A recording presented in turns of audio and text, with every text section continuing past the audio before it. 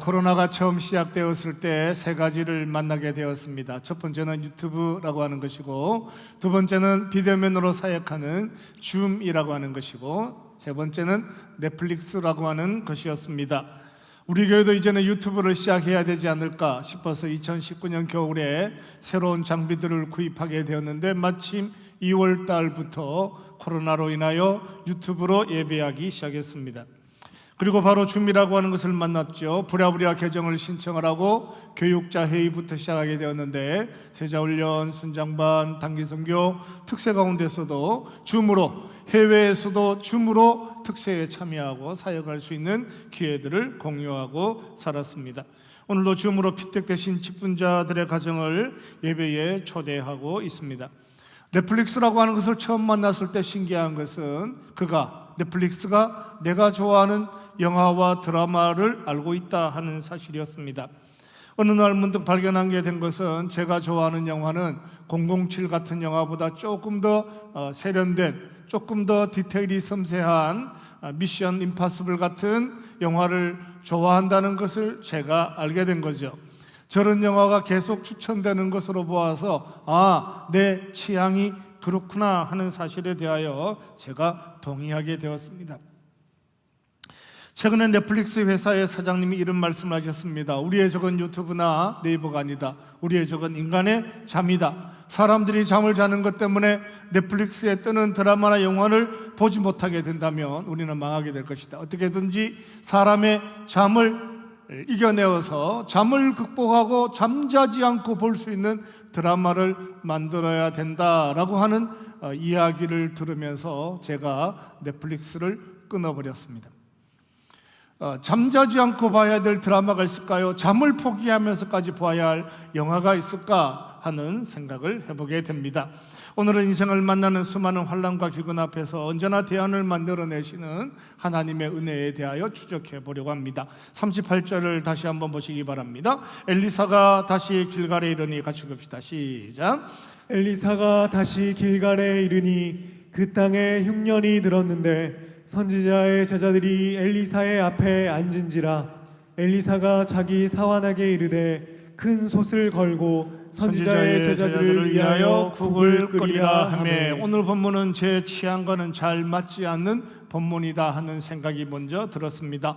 하나님의 말씀인데 자기에게 잘 맞는 것이 있고 또 자기에게 잘 맞지 않는 것이 있을까 하는 생각이 들면도 불구하고, 사람들은 하나님의 말씀을 읽고 묵상할 때 자기 취향에 맞는 본문을 만나면 읽고 또 읽고 보고 또 보고 그러면서 은혜를 반복해서 누리고 살아가는 그런 성경이 있는가 하며, 또 어떤 성경은 읽기에, 해석하기에, 묵상하기에, 적용하기에 부담스러운 본문을 만나기도 합니다.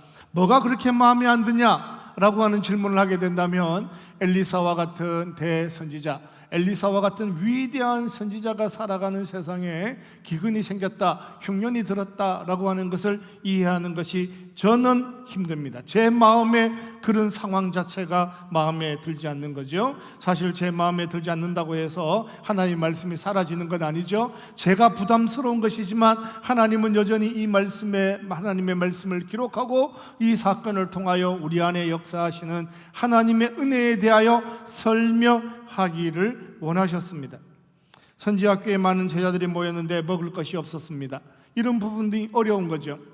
예수 믿는 사람들이 많이 모였는데 거기에 먹을 것이 없다라고 하는 것, 신학교에 많은 신학생들이 모였는데 거기에 먹을 것이 없었다라고 하는 것이 20살, 20살 청년으로 살아가는 제 삶의 문제이기도 했습니다. 먹을 것이 없으면 신학교에서 학생을 모으지 않아야 되는데, 무엇 때문에 먹을 것 하나 없는 이 신학교에 그 많은 신학생을 불러서 이 고생을 시킬까라고 하는 것이 이 20살 청년을 살아가는 신학생 저의 분노이기도 했습니다. 한 끼에 200원도 하지 않는 그 밥 먹기가 힘들어서 학교를 휴학하는 친구가 있는 그 신학교를 제가 다녔죠. 지금은 먹을 것이 너무 많은데 학생이 모자라는 신학교가 되어가고 있습니다. 하나님이 약속하신 가나안 땅에 흉년이 들었다 하니까 받아들이는 것이 어렵지 않습니까? 길갈은 이스라엘 백성들이 요단강을 건너고 난 다음에 가장 먼저 하나님 앞에 제사했던 동네입니다. 역사적 유적이죠. 하나님의 기적과 하나님의 은혜가 선포되었던 그 동네에, 길갈이라고 하는 동네에 흉년이 들었다, 기근이 들어왔다라고 하는 것 받아들이기가 어렵습니다. 그 동네에 선지자들이 모였는데 하나님께서 흉년 중에 흉년이라고 하는 현실을 가지고 살아야 된다라고 하는 것, 그 삶을 받아들이기 어렵습니다. 제가 늘 이렇게 받아들이기 어렵다 그러면 꼭 그게 뭐가 그렇게 받아들이기 어렵냐는 표정으로 저를 째려보시는 분들이 있습니다. 제가 쉽다 그러면 어렵다 그러고 어렵다 그러면 쉽다 그러고. 일단 이 사람부터 축복하고 시작하십시다. 사랑합니다. 축복합니다. 하나님의 나라입니다. 신정국가입니다. 가나안 땅입니다. 약속의 땅, 신정국가, 가나안 땅인데 왜 그 땅에 기근이 생겼냐라고 하는 거예요. 예수 믿는 사람들이 모였는데 왜 삶이 힘드냐 하는 거예요. 그 동네에 선지자들의 제자들이 모여서 하나님의 나라를 꿈꾸고 살아가는데 먹을 것이 없어서 힘든 삶을 반복하고 살아가는 것이 말이 되냐, 어떻게 해석하냐라고 하는 부분에서 여전히 우리를 당황하게 하는 본문이 오늘 현실입니다. 이런 본문이 우리에게 어려운 것은 우리에게는 이런 전제들이 있기 때문에 그렇습니다. 가나안 땅에 기근이 있으면 안 된다라고 하는 전제를 가지고 우리가 살아가죠. 하나님의 나라에는, 하나님의 땅에는, 하나님의 약속이 이루어진 곳에는, 예수 잘 믿는 곳에는 어떤 어려움도 생기면 안 된다라고 하는 자기 취향의 편향을 가진 것이 우리를 오히려 힘들게 할 수도 있습니다. 흉년이 들어서 먹을 것이 없다고 하니까 말이 됩니까? 거기에 좋은 일만 있어야 하고 음식이 넘쳐야 하고 풍성하고 아름다운 것만 있어야지 어떻게 선지자의 동산에 기근이 있습니까? 라고 하는 것이 우리의 질문이 되기도 합니다. 선지 동산에는 언제나 먹는 것이 넘쳐나야 되고 언제나 그곳에는 풍요로워야 되고 하나님 나라 꿈꾸는 사람에게는 위기가 없어야 되고 하나님 위해서 무엇인가를 할 때마다 늘 형통하고 행복하고 반갑고 즐거워야지. 예수 좀 믿겠다 그랬더니 기근이 생기고 믿음으로 살겠다니 좀 삶이 힘들고 이런 일이 생긴다는 것 받아들이기가 어렵다라고 하는 거예요. 예수 잘 믿으면 염려 없어야 하고 믿음의 가문에는 우환이 없어야 하고 교회는 문제가 1도 생기면 안 되고 코로나가 있거나 말거나 교회에는 코로나 걸리는 사람이 한 명도 있으면 안 된다. 예수 믿는 사람의 가정에는, 삶에는 어떤 어려움도 생기면 안 된다라고 하는 전제를 가지고 오늘 본문을 보면 그 본문 때문에 오히려 자기 자신이 더 큰 시험을 만들어낼 수도 있다라고 하는 거예요. 늘 그런 일들이 시험입니다. 예수 믿는데 왜 그러냐? 믿음으로 살았는데 왜 그러냐? 이게 보통 학교도 아니고 선지학교인데 왜 이러냐? 보통 사람만 모이는 것이 아니라 믿음 좋은 사람들만 다 모아놨는데 거기에 왜 이런 일이 생겼느냐라고 하는 생각이, 그런 취향적 편견이 우리로 하여금 시험을 만들어내죠. 엘리사와 흉년은 어울리지 않는 것이 맞습니다. 흉년에도 선지자들의 제자들이 많이 모였다, 우리를 힘들게 하는 건 맞죠? 길갈이라고 하는 역사적인 동네에 기근이 찾아왔다 라고 하는 것 받아들이려고 하면 묵상하면 묵상할수록 참 어렵고 힘든 것이 사실입니다. 그렇지만 오늘 본문 안에서 하나님이 자기 백성들을 향하여 어떻게 일하셨는지에 대하여 다시 차근차근 세밀하게 돌아보면 돌아볼수록 그 속에서 일하시는 하나님의 역사가 놀랍다라고 하는 거예요. 그것이 우리가 살아가는 삶의 일상입니다. 인생입니다. 삶의 현장입니다. 그러지 말았으면 참 좋겠다 싶은 것도 있지만 우리의 삶은 항상 이런 일들이 반복적으로 일어나는 것을 우리가 경험하고 살아가죠. 누구나 이런 삶의 여정들이 있습니다. 믿음으로 살아보려고 작정을 했는데 세상이 우리를 도와주지 않는 거예요.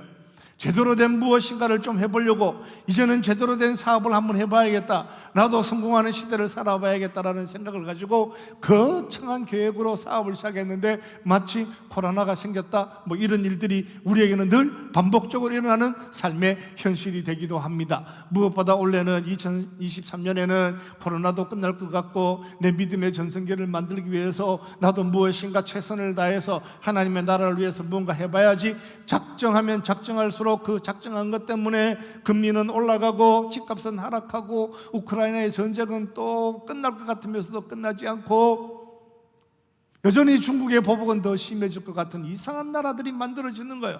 우리가 그런 편견을 가지고 있어요. 내가 믿음으로 살라 그러면 금리는 내려가야 되고 내가 뭔가를 좀 해보려면 경제가 좋아져야 되고, 내가 무언가를 결단했으니 하나님께서 전쟁도 끝내주시고, 내가 무엇인가 하려고 그랬더니 세상이 좋아져야 되는데, 참 신기하게도 인생은 살면 살수록 내가 제대로 살려고 결정하는 순간에 오히려 세상은 환난이나 기근이나 흉년을 만들어내는 이상한 세상 앞에 평생을 살아야 된다 하는 사실입니다.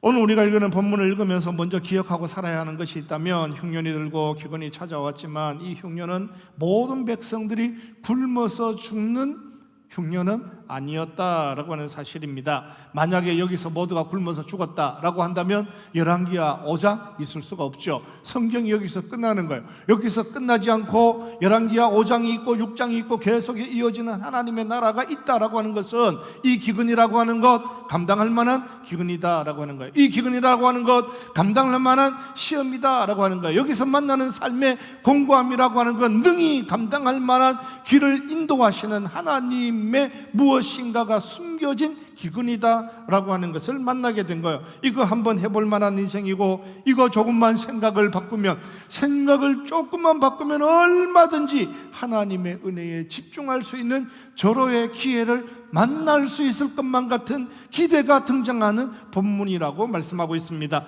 사랑하는 성도 여러분, 이해하기 어려운 현실을 만나고 생각조차도 하기 어려운 인생의 위기를 만날 때마다 생각을 조금만 바꿔서, 예를 들어 고개를 조금만 들었으라도 노뱀을 바라보듯이 하나님의 은혜를 향하여 얼굴을 돌릴 때, 생각을 조금만 바꿀 때, 그때마다 거기 미리 약속하시고 그 약속하신 것들을 성취하고 계신 하나님의 은혜를 붙잡고 살아가는 믿음의 여정이 되시기를 주님의 이름으로 축원합니다. 할렐루야. 옆 사람하고 축복합시다. 사랑합니다. 축복합니다. 당신은 복받은 사람입니다. 왜 복받은 사람입니까? 고개를 조금 드는 사람이기 때문에 복받은 거예요. 기근도 없고 시련도 없고 아픔도 없고 어떤 시련의 고통도 없는 그런 인생을 살아서 복받은 것이 아니라, 세상의 어떤 기근이나 어려움이나 환난이나 공고함을 만들어낼 때 그 세상대로 편향적 취향대로 따라다니지 않고 눈을 조금 들어서 하나님을 볼 수 있는 마음의 자세, 태도를 가지고 세상을 살아가는 것이 축복이라고요. 39절 이렇게 표현했습니다. 한 사람이 채소를 캐러 들어, 같이 읍시다. 한 사람이, 시작. 한 사람이 채소를 캐러 들에 나가 들포도 덩굴을 만나 그것에서 들호박을 따서 옷자락에 채워가지고 돌아와 썰어 국 끓이는 솥에 넣되 그들은 무엇인지 알지 못한지라. 엘리사가 제자들에게 큰 솥을 걸고 죽을 끓이라 이렇게 표현하잖아요. 사람들이 모여서 함께 밥을 먹기로 하고, 국을 끓여서 큰 솥에 국을 끓여서 밥을 먹기로 하고 사람들에게 국을 준비하라 그랬는데, 한 사람이 들판에 나가서 들호박을 따왔는데 그냥 따온 것이 아니라 옷자락에 넘치도록 가득 따왔는데, 문제는 그게 무엇인지를 몰랐다라고 하는 사실입니다. 그것이 무엇인지를 몰랐다면 하지 말아야 합니다. 그것이 몰랐다면 하지 말아야 하는데, 그것이 무엇인지도 잘 모르는 사람이 옷자락에 가득 담아서 그것을 다 국에 넣었다라고 하는 사실, 이런 본문 이해하기가 어렵습니다. 이런 본문을 설교하기가 힘듭니다. 이렇게 살아가는 삶을 이해하는 것이 저에게는 늘 큰 부담이죠. 드라마에 보면 사장님이 앞으로 이렇게 해야 될 것 같고, 앞으로 이렇게 해야 될 것 같고, 이렇게 하고 싶으니까 이런 일을 준비하면 좋겠다라고 그랬는데, 어떤 회사의 한 사람이 자기 혼자 그걸 해석하고, 내가 먼저 사장님보다 이 일을 위해서 뭔가가 대단한 것을 만들어야지라고 생각하고 자기 열정에 모든 것을 결정하고 계약하고 그러면서 엉뚱한 일을 만들어내는 사람들이 드라마에 등장을 하죠. 그 한 사람 때문에 문제가 더 커지는 거예요. 잘 모르면 만들지 말아야 하는데, 잘 모르면 그래도 한 개 정도 넣어보면 어떨까? 인생을 이렇게 살면 참 좋을 것 같은데, 무엇 때문에 잘 모르는 그것을 옷자락에 넘치도록 가득 가지고 와서 그 모든 것을 큰 솥에다가 다 넣었을까라고 하는 것이 우리의 의문이기도 하지만, 인생을 살아가는 동안 우리 주변에는 항상 그런 사람들이 있어요. 성경에도 그런 사람이 등장합니다. 모세라고 하는 사람은 하나님께서 자기를 부르셨다라고 하는 희미한 생각이 들었습니다. 무엇인가를 위해서 일해야 될 것 같은 생각도 있습니다. 하나님의 나라를 위해서 자기 자신의 삶을 드려야 할 것 같은 어떤 생각이 들기도 했습니다. 그런데 정작 하나님의 음성이 들리지 않습니다. 내가 무엇을 말씀하시는지, 내가 오늘 어떻게 살아야 되는지, 그 하나님의 말씀을 기다리고 하나님이 약속하신 것을 이루는 것이 너무 힘들어서 어느 날 자기 주먹으로 애굽의 사람을 때려서 죽였습니다. 그렇구나, 이렇게라도 하자. 언제까지 하나님의 때를 기다릴 수 있는가? 이렇게라도 해서 내가 이스라엘 백성들을 구원하자라고 앞서서 무엇인가 자기 일들을 만들어내는 사람들이 있죠. 어느 날 자기 주먹으로 애굽 사람을 쳐서 죽였는데 그게 오히려 자기로 하여금 오랜 고난의 시간을 살게 했습니다. 자기 주먹 하나 때문에 40년의 광야의 시간을 반복하고 살아야 했습니다. 큰 솥이 거기에 있었던 것으로 보아서 이것은 처음 하는 일이 아닌 것처럼 보여집니다. 그렇잖아요. 음식을 만드는데 사람들이 많이 모였다 그런다면 큰 솥에다가 음식을 해야 되는 것이 아니라 먼저 뭐부터 해야 되냐면 솥을 만들어라, 솥을 구해와라, 솥이 있어야 국을 끓이지 않겠냐, 이렇게 얘기를 해야 되는데 큰 솥에 국을 끓여라 하는 것으로 보아서 그 솥으로 어제도 밥을 먹고 그제도 밥을 먹고 그저께도 밥을 먹었다 하는 것을 성경이 우리에게 말씀을 합니다. 선지자들이 모여서 살아가는 공동체는 가장 정말 가난한 공동체였습니다. 바로 뒤에 보면 사람들이 많아서 집을 지어야 하는데 도끼 하나가 없어서 이웃에게 빌렸다라고 말씀합니다.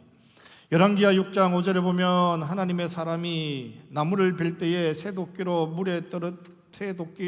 물에 떨어진지라 이에 외쳐 이르되 네 주여, 이는 빌려온 것이니이다. 내가 이거 빌려왔는데 하나님, 학교를 지으려고 도끼를 옆집에 빌려왔는데 이 도끼가 물에 빠졌으니 어떻게 하면 좋겠습니까? 하는 것이 삶의 현장입니다. 여기서도 한 사람이 등장하죠. 꼭 이런 사람들이 있습니다. 쇠도끼 하나밖에 없는데 옆집에서 겨우 빌려와서 나무를 하는데 그것을 물에 빠뜨리는 사람들입니다. 이 전문 용어로 얘기하면 골 때리는 사람들이죠. 쇠도끼 한 자루 없는 집에 그래도 많은 사람들이 밥해 먹을 만한 솥을 가지고 살아간다라고 하는 것이 오히려 본문에서는 더 큰 은혜였다라고 말씀합니다. 아직 나무로 지은 집은 없지만 큰 솥 하나 있는데 들판에서 채소를 딴다는 것은 손으로 가꾸지 아니한 어떤 것들로 먹고 산다는 거예요. 흉년이 들었고 기근이 들었지만 들판에 나가기만 하면 무엇인가를 따다가 국을 끓이고 그것으로 생존할 만한 세상을 살았는데 그것이 우리 눈에 보이지 않는 하나님의 은혜의 세상이었다라고 하는 거죠. 본문에 등장하는 기근은 굉장한 것이고 흉년은 굉장한 것처럼 보이지만 길갈에서 그 흉년으로 인해서 죽은 사람이 단 한 사람도 발견되지 않는 기근이었다라고 말씀합니다. 들판에 나가서 하나님께서 공급하시는 그야말로 손으로 심지 않은 무엇인가를 야생에 있는 것을 가지고 일을 하면 그것을 거두어서 어제처럼 오늘도 똑같은 그 채소로 국을 끓이면 되는데 그 현장 안에서 무엇인가 오늘만큼은 자기가 무엇인가 대단한 것을 해보고 싶은 한 사람이 등장을 합니다. 예수님께서 잡히시기 전에 제 아들과 함께 평소에 하시던 대로 감람산에 올라가셔서 기도하고 찬양했습니다. 십자가를 지기 위하여 올라가신 것이 아니라 그분이 늘 하시던 대로 저녁이면 감람산에 올라가셔서 기도하고 찬양하셨던 것처럼 일상을 따라서 내일 십자가를 져야 되지만 오늘 밤에 잡혀가야 되지만 그 속에서 여전히 주님은 자기 제자들에게 나는 일상을 따라 기도하고 찬양하는 삶을 살겠다. 내가 내일 지구의 종말이 온다 할지라도 내가 제일 십자가의 마지막으로 이 세상을 끝낸다 할지라도 나는 세상 간 곳 없고 내 평소에 살았던 삶을 일관성 있게 살겠다라고 말씀하시고 기도하고 찬양하는 그 예수님 옆에 오늘 이 하루 나는 이 날을 굉장한 날로 만들어 보겠다라고 하는 사람이 한 사람 있었죠. 그 사람의 이름은 베드로라고 하는 사람이었습니다. 예수님은 십자가를 눈앞에 두고 가장 위대한 일들, 가장 거창한 일들을 눈앞에 두고 기도하고 찬송하고 일상을 따라가는 평범한 하루를 살기를 원했지만 그 일상을 따라 살아가는 하루를 가장 위대한 날로 만들고 싶었던 그가 칼집에서 칼을 뽑아서 말고의 길을 잘랐다라고 얘기하잖아요. 날마다 먹는 채소고 날마다 국을 끓이는 그 큰 솥에 오늘따라 내가 무엇인가를 대단한 것을 해봐야겠다라고 생각하는 그 한 사람 때문에 오히려 더 큰 인생의 문제가 만들어지기도 합니다. 우리가 살아가는 삶의 주변에는 항상 이런 사람들이 있습니다. 그의 열정이 우리를 더 힘들게 하죠.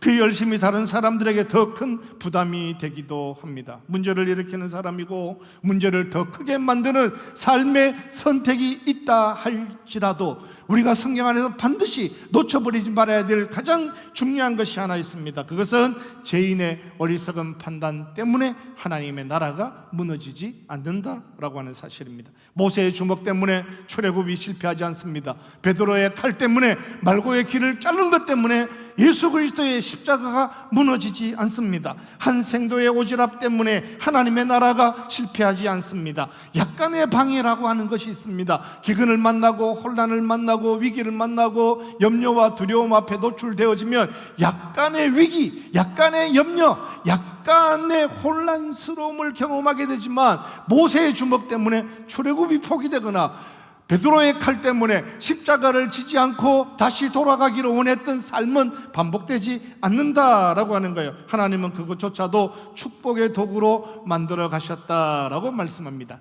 사랑하는 우리 성도 여러분, 한 사람의 우발적인 열심으로 인해 무너지지 않는 그 하나님의 나라를 붙잡으시기를 주님의 이름으로 축원합니다. 무엇을 붙잡아요? 사람의 결정이나 선택 때문에 취소되지 않는 하나님의 은혜를 붙잡아야 된다고요. 사람이 만들어내는 혼란이나 사람이 만들어내는 실수나 누군가가 만들어내었던 인생의 우여곡절 때문에 하나님의 나라가 무너지지 않는다라고 하는 이야기를 하나님이 우리에게 하고 싶은 거예요.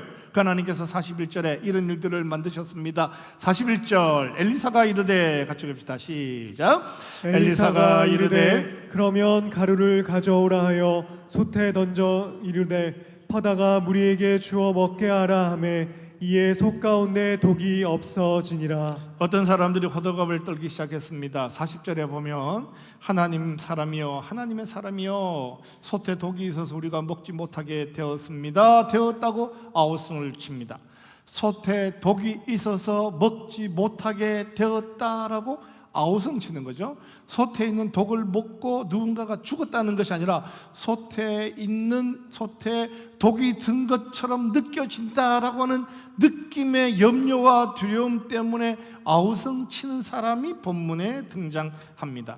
하나님의 사람이여, 벌써 말이 심상치 않지 않습니까? 선지자여, 엘리사님, 또 선생님, 목사님 이렇게 표현하는 것이 아니라 하나님의 사람이여, 당신이 만든 그 국에, 누군가가 만들어 놓은 이 국에 이게 현실에 이런 어려움이 나타난다는 게 말이 됩니까? 그가 끓였는데 죽게 될 만한 것이 만들어졌다는 것이 말이 됩니까? 라고 무엇인가 따져 물으며 아우성치는 것처럼 들려지기도 합니다. 한 사람은 들판에 나가서 엉뚱한 것을 따오고 또 한 사람은 그것을 먹는 것 때문에 아우성치는 세상을 만나게 되었습니다. 다 죽게 되었다고 아우성치기 시작합니다. 영끌하고 또 영끌하고 또 영끌해서 집 하나 샀는데 난리 났다고 또 막 아우성치는 세상을 살아요. 제가 이 본문의 말씀을 이렇게 묵상하면서 곰곰이 여러분의 생각의 얼굴을 떠올리면서 제가 참 감사한 것은 우리 교회 공동체 안에는 영끌 해가지고 집 산 사람이 없었다라고 하는 거예요. 왜 없었냐 하니까 이미 다 샀기 때문이다. 나 은혜 안 될 줄 알았어요. 네. 하여튼 이미 다 사거나 또 한 사람은 뭐 별 세상에 욕망 자체가 없어서 아예 그런 것에 대해서 별 관심도 없이 살아가는 성도들만 모였다라고 하는 것이 축복이다 하는 생각이 듭니다. 옆 사람과 격려합시다. 당신은 복받은 사람입니다. 참 신기한데 내 가만히 있다가 세상이 떠들면 그 떠드는 세상에 늘 따라다니는 사람들이 있어요. 원래 그런 사람이 아닌데 무엇 때문에 수많은 집을 살 만한 기회가 있었음에도 불구하고 꼼짝도 안 하다가 무엇 때문에 온 세상이 난리가 나니까 그때 나도 뭔가를 해야 될 것 같다 싶어서 막 이렇게 들썩이는 삶을 살아가면 늘 세상이 만들어내는 이 위기 앞에 떠드는 대로 뛰어나오는, 세상이 움직이면 움직이는 대로 떠드는 그 사람들, 자기가 영끌해놓고 자기가 살아가는 삶을 다 결정하고 또 위기가 생기면 하나님의 사람이여 당신이 만든 이 세상은 왜 이런 세상입니까? 하는 삶을 살고 싶은 욕망이, 유혹이 우리 안에 늘 찾아다니죠. 여러분 잘 보세요. 세상이라고 하는 것은 일정한 패턴이 있습니다. 세상이 만들어내는 패턴이 있어요. 세상은 사라질만 하면 다시 나타나고, 나타나면 또 사라지고, 어떨 때는 막 집이 없다고, 큰일 났다고 막 그러고, 또 5년 지나고 나면 또 집이 뭐 넘쳐난다고 그러고, 또 5년 지나면 또 집이 없다 그러고, 어떤 사람은 집이 너무 많다 그러고, 어떤 사람은 집이 하나도 없다 그러고, 세상은 늘 자기 패턴대로 움직이는 게 있습니다. 육두구라고 하는 거, 그건 뭐 대단한 거라고, 배 타고 바다 건너가서 그것만 구해오면 대단한 부자가 될 것처럼 모든 사람들이 거기에 투자하고, 마치 그것만 가지면 세상에 있는 모든 것을 다 가진 것처럼, 후추라고 하는 거 뭐 그렇게 대단한 거라고, 설렁탕도 먹지 않는 사람들이 그냥 더 넣으면 그만이고 없으면 그만이지, 그 후추 하나 동쪽에 가서 아시아에서 가지고 오면 벼락부자 되는 것처럼, 튤립이라고 하는 거 뭐가 그렇게 대단한 거라고, 석유라고 하는 것 마치 그 석유를 지배해야만 세상의 모든 것들을 지배할 것처럼 얘기하면 사람들이 또 광분해서 석유에 또 투자를 하고, 또 거기에 시초하고 뭐 거기에 배를 사고, 그러다가 어느 날 또 문득 석유가 끝나는 세상이 되었다 그러고, 은에 대해서 집중하고 은을 가지면 뭐 아편을 팔아서 뭐 스페인에 가서 은을 구해가지고 동쪽에 팔아가지고 거기에 커피를 사가지고 그 차를 뭐 영국에 가서 팔고, 끊임없이 뭔가 대단한 것처럼 일어날 것처럼 인터넷의 세상이 되었으니 닷컴 버블이 일어나고, 뭐 금융이 어쩌고, 뭐 생명이 어쩌고, 삶이 어쩌고, 그러면서 끊임없이 세상이 만들어내는 풍랑이라고 하는 그런 패턴이 있어요. 늘 세상은 그래요. 적어도 제가 기억하기로는 3번 이상 그런 얘기를 한 거예요.